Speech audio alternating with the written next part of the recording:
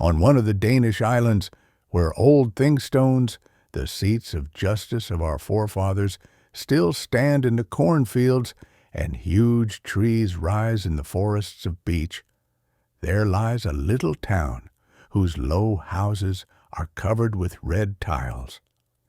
In one of these houses, strange things were brewing over the glowing coals on the open hearth.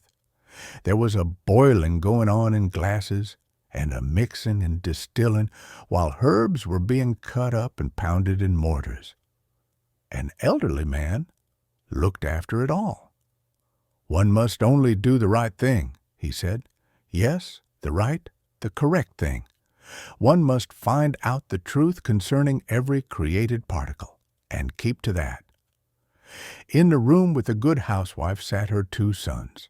They were still small, but had great thoughts.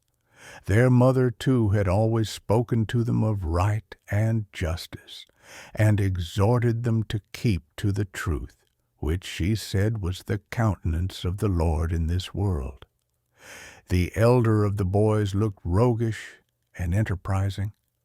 He took a delight in reading of the forces of nature, of the sun and the moon. No fairy tale pleased him so much. Oh, how beautiful it must be, he thought, to go on voyages of discovery, or to find out how to imitate the wings of birds, and then to be able to fly. Yes, to find that out was the right thing. Father was right, and mother was right. Truth holds the world together. The younger brother was quieter and buried himself entirely in his books. When he read about Jacob dressing himself in sheepskins to personify Esau, and so to usurp his brother's birthright, he would clench his little fist in anger against the deceiver. When he read of tyrants and of the injustice and wickedness of the world, tears would come into his eyes, and he was quite filled with the thought of the justice and truth which must and would triumph.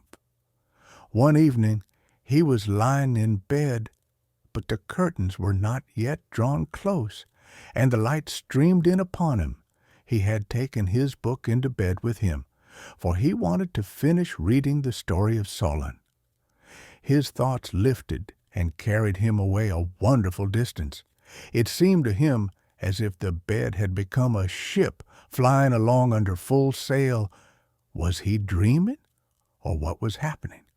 It glided over the rolling waves and across the ocean of time, and to him came the voice of Solon. Spoken in a strange tongue, yet intelligible to him, he heard the Danish motto, "By law the land is ruled." The genius of the human race stood in a humble room, bent down over the bed, and imprinted a kiss on the boy's forehead. "Be thou strong in fame and strong in the battle of life. With truth in thy heart, fly toward the land of truth." The elder brother was not yet in bed.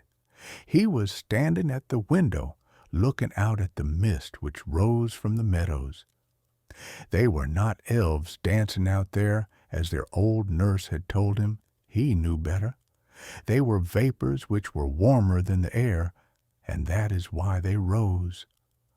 A shooting star lit up the sky, and the boy's thoughts passed in a second from the vapors of the earth up to the shining meteor.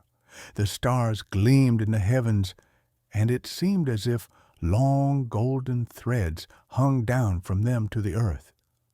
"Fly with me," sang a voice which the boy heard in his heart. And the mighty genius of mankind, swifter than a bird and than an arrow, swifter than anything of earthly origin, carried him out into space, where the heavenly bodies are bound together by the rays that pass from star to star. Our earth revolved in the thin air, and the cities upon it seemed to lie close to each other. Through the spheres echoed the words, "What is near, what is far, when thou art lifted by the mighty genius of mind?" And again the boy stood by the window, gazing out, whilst his younger brother lay in bed. Their mother called them by their names, Anders Sandøe and Hans Christian. Denmark and the whole world knows them. The two brothers Ørsted,